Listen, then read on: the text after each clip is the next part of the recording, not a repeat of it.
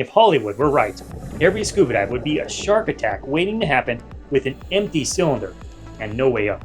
Those myths do more than sound dramatic, they create fear that keeps people out of the water and gives divers the wrong idea about what is actually dangerous. So today, we're breaking down the biggest scuba myths, why people believe them, and what really keeps you safe underwater. I'm Don, a cold water diver and underwater storyteller, and I post weekly scuba diving videos to help you build skills, dive with more confidence, and explore the ocean with curiosity and care. Today, we are starting with the myth that ruined the ocean's public relations for 50 years. The belief that sharks are hyper-aggressive predators is perhaps the most pervasive myth in diving. We can thank Steven Spielberg for that. As great as a masterpiece Jaws is, it wasn't very good for making the ocean feel more homely. The general public assumes that as soon as you splash into the ocean, you are on the menu. They visualize a relentless eating machine that patrols the reef looking for human legs. The biological reality is much duller and far more interesting. Sharks are cautious, efficient scavengers that cannot afford to waste energy on eating something unknown. To them, a diver is a loud, bubbling, and a confusing object, like an alien in their ecosystem. What's interesting is their sensory systems detect electrical fields to find the heartbeat of hiding fish. When they sense us, they detect a massive, clumsy creature emitting strange signals. We are 80% larger than we should be, and we smell like neoprene. And of course, we do not look like seals, which are high-fat, high-energy meals. We sound like a broken washing machine tumbling underwater. Most sharks want absolutely nothing to do with divers because humans are simply too weird to eat. I remember a dive a few years back in the Egyptian Red Sea where we spotted an oceanic whitetip towards the end of our dive circling our boat. A shark known for its aggressive behavior, and certainly seeing it circle our boat, a common behavior for them, felt a bit terrifying, but this shark could safely be viewed by us. I used this opportunity to capture some fantastic footage of it on the dive as he did some close flybys, as he was also curious in us. You see, sharks prefer not to interact with humans by nature, despite being opportunistic, as scuba divers especially look intimidating to them. They will show signs if they are becoming threatened by your presence, often giving you time to give it more space. In a movie, the music would swell, and the shark would charge with teeth bared. In reality, the shark slowed down and just simply looked at us from a distance. If we were to get close to it, it would just swim off into the blue. It clearly calculated the nutritional value of a rubber-clad human versus the effort required to bite one. It decided we weren't worth the calories. Then it slowly turned away with what I can only describe as total indifference. For those actually in the water, the shark problem is the exact opposite of the movie problem. Nobody spends dives fighting them off with knives. They spend thousands of dollars on plane tickets just hoping to see one for 30 seconds and capture some great footage with it. Usually the shark gets bored and swims away into the blue. If sharks were half as interested in humans as humans are in them, the sport would be a lot cheaper.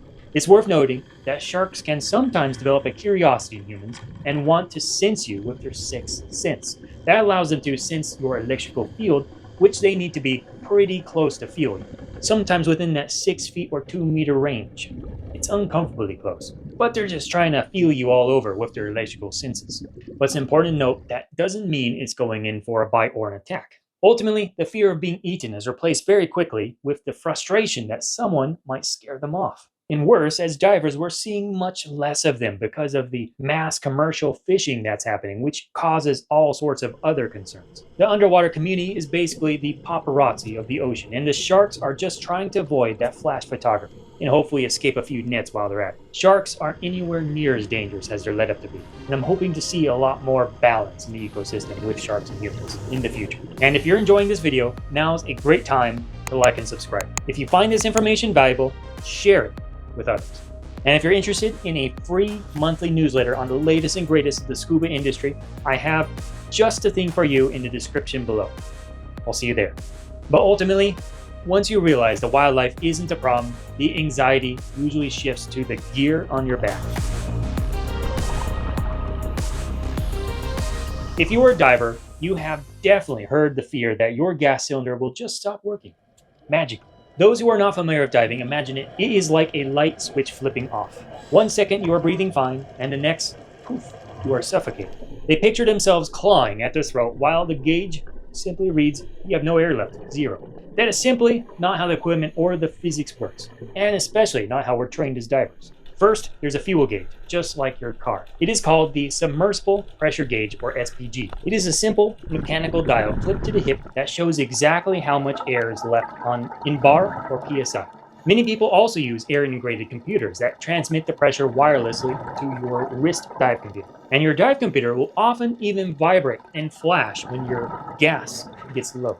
Checking it constantly throughout the dive becomes more of a second nature to see how you're consuming your gas. Experienced divers never just dive until the needle gets anywhere close to zero. They have plans built around a safety concept called rock bottom or minimum gas reserves, and also turn pressures when you're going to turn your dive around and start your ascent. This is a specific and calculated gas reserve you end the dive with.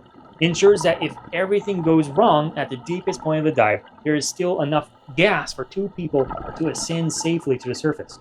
It accounts for solving problems at depth, swimming to the ascent line, and making a slow and controlled, safe ascent. That reserve gas is treated like it doesn't even exist for the dive itself. It's always there in case of emergency. So if there is an emergency and everything goes wrong, no problem. Everything's going to be fine. That's what we train for. But let's say you ignore the gauge and run out anyway. As the pressure drops, the gas doesn't just vanish instantly. It gets harder to pull out of the regulator. It feels like trying to suck a thick milkshake through a tiny straw. You get a distinct physical warning well before the cylinder is actually empty. And even if you ignore that, you are not alone. Everyone carries a backup first stage, which is the thing that you're breathing off of. You usually always carry two. And this thing is going to be in what you call the safety triangle. It's always where you can look for the backup regulator, often called an octopus. If my cylinder fails, I simply swim to my teammate, often referred to lovingly as a dive buddy. I signal out of air by slashing my hand across my throat. They hand me their spare octopus regulator, and we ascend together, sharing their gas. Certification courses require every diver practice this drill and performing it to a certain standard before giving any potential diver open water certification that allows them to dive on their own. It often gets rehearsed until it's boring. Running out of air is a major mistake, sure, but is rarely the instant death sentence movies portray, because as we divers, we have risk mitigation for these things and we train for it. It is a management situation that divers are trained to handle from day one. But even with a cylinder full of gas, there is still a persistent fear about what happens when you try to leave. There is a dramatic misconception, usually fueled by sci-fi thrillers like The Abyss or sensationalized news stories, that the ascent is a death trap. People seem to believe that once a diver descends, they are trapped there by the laws of physics. They imagine that returning to the surface requires a complex hour-long medical procedure, which sometimes there are specific procedures to follow, but the perceived idea is that the water column is a minefield where one wrong move results in instant mortality. This fear stems from a misunderstanding of how pressurized gas interacts with the human body. When diving, the body absorbs nitrogen into the tissues because of an increased ambient pressure. It is much like gas dissolving into a carbonated soda while it is under pressure in the bottle. If the cap is ripped off instantly, the gas expands violently and bubbles over. That is the basic mechanism of decompression sickness, or the bends, or DCS. However, if the cap is open slowly, the gas can escape harmlessly. The solution is not to stay down forever. The solution is to ascend slowly. In modern recreational diving, nobody guesses at these physiological limits. Divers use wrist-mounted computers that track depth and time every second. These devices run complex algorithms to calculate exactly how much nitrogen your tissues have absorbed on your dive. They provide a continuous countdown called no decompression limit, or NDL. As long as people stay within that time limit, a direct ascent to the surface is possible at any time. That's recreational diving. People aren't trapped by the physics, they're simply managed by them. The key to safety is not the distance to the surface, but the speed at which one travels to it. Ascent rates are strictly limited to 9 meters or 30 feet per minute. To visualize that speed, it is actually slower than the smallest exhaust bubbles divers breathe out as they ascend to the surface. Divers drift up slowly, venting expanding gas to maintain control. When reaching 5 meters or 15 feet, they stop completely for 3 to 5 minutes as a safety stop, generally just 3 minutes. This safety stop ensures that the last bit of nitrogen off-gases safely. Realistically, the safety stop is not even needed for recreational diving, but we do it anyways. just for safety. Decompression sickness in recreational diving is statistically incredibly rare. This is because safety relies on conservative computer algorithms, not luck or guesswork. It turns the physics of gas absorption into a manageable, predictable routine. It is less about surviving a hazard and more about following a recipe. If the instructions are followed, the cake rises perfectly every time. But just because someone can go deep and come back safely doesn't mean they actually should. If you ask a non-diver to imagine a pro dive, they usually picture an abyss. They imagine checking a gauge that reads 90 meters or 300 feet and battling giant squids. There's a persistent belief that depth equals quality. I'm sure you've mentioned that you dive to other people, and one of the first things they're going to ask is, how deep did you go? The logic assumes that the best things to see must be hidden at the bottom of the ocean. The implication is that if a diver stays shallow, they must be a novice. However, as any certified diver knows, the physics of light tells a completely different story. Water absorbs the color spectrum very quickly. Red vanishes around 5 meters or 15 feet, and 18 meters or 60 feet. Oranges and yellows are also gone. And if you go down to 30 meters or 100 feet without a powerful torch, the world is monochromatic. It is a landscape of blue and gray shadows, where your blood would look black. While deep wrecks can be atmospheric, they are often visually dull compared to the surface. And of course, you'll bring a light with you that provides some of the original coloration, but it's a different experience than seeing vibrant reef illuminated by sunlight. So, biologically, the deep is better myth falls apart even faster. Most marine life relies on the sun for energy, so the food chain starts in the shallows. The fish, crabs, octopods, and coral are all fighting for space in the top 18 meters or 60 feet. The most interesting, scenic, and vibrant life are all towards the surface. That is where the party is. Take a local site here in Seattle. If you drop down to 30 meters or 100 feet, you will find darkness, silence, and silt. But if you stay in that 10 meters or 30 feet, the scene can be filled with life.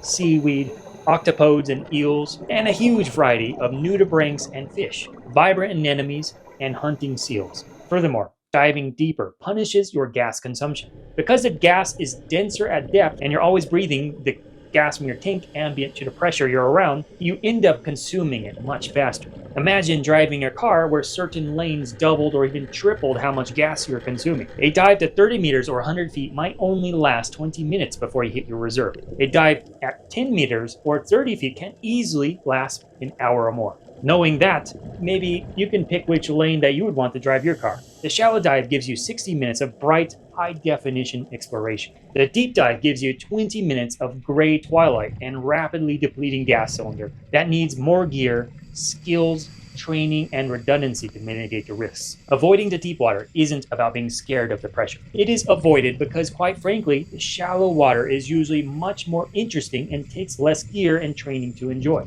It is simply a better return on investment for your limited gas supply, time, and money.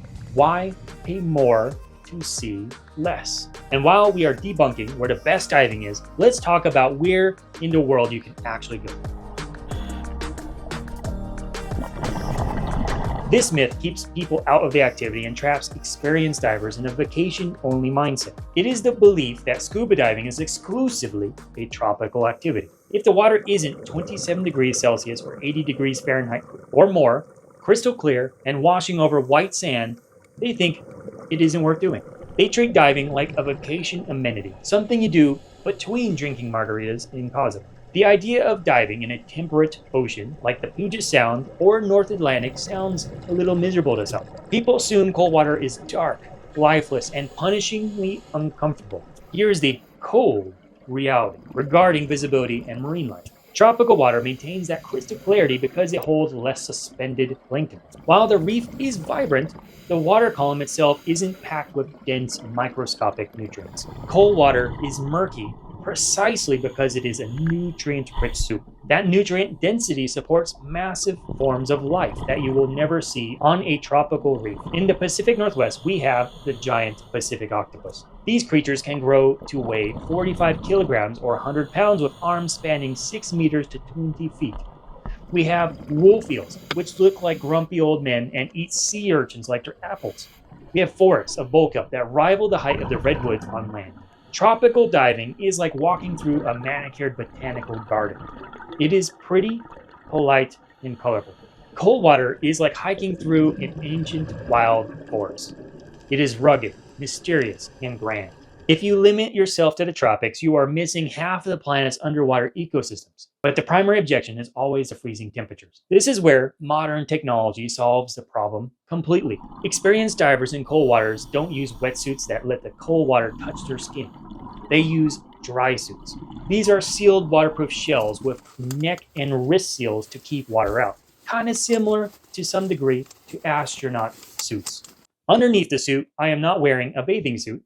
I'm wearing thick, fluffy, thermal undergarments that look like high-tech pajamas and sometimes lined with heaters. And I am surrounded by a layer of insulating gas that I control with an inflator valve. I have come out of 7 degrees Celsius or 45 degree Fahrenheit water after an hour-long dive and have been mostly pretty warm. When I unzip the suit, my clothes underneath are completely dry, or should be anyway. Dry suit diving does require a bit more training to manage the gas bubble inside the suit. But once you've mastered it, it turns diving into a year-round activity. You do not need a plane ticket to the equator to see the world-class marine life. You might have it in your backyard. You just need the right zipper and some quality insulation. It changes scuba diving from a once-a-year luxury to an every-weekend lifestyle. And no matter where you are in the world, you likely have cold water ocean, sea, or lakes nearby. Assuming you live by some body of water, you can stop waiting for a vacation and start exploring your own backyard. So, the ocean isn't a movie set designed to kill you. It is a sophisticated wilderness waiting for you to visit. Safety comes from training and respect for physics, not luck or bravery. The more you understand the mechanics, the less you fear the water. It is the key to making every dive more adventurous. And I'd love to hear from you. What is the biggest scuba diving myth that you used to believe in? Let me know in the comments below. If you're looking to build your skill sets in the water, I have a beginner video series up here that might be interesting to you. Otherwise, YouTube thinks you might like this video up here. You can check out either next. The more you know, the more you'll love and protect the ocean. Until next time.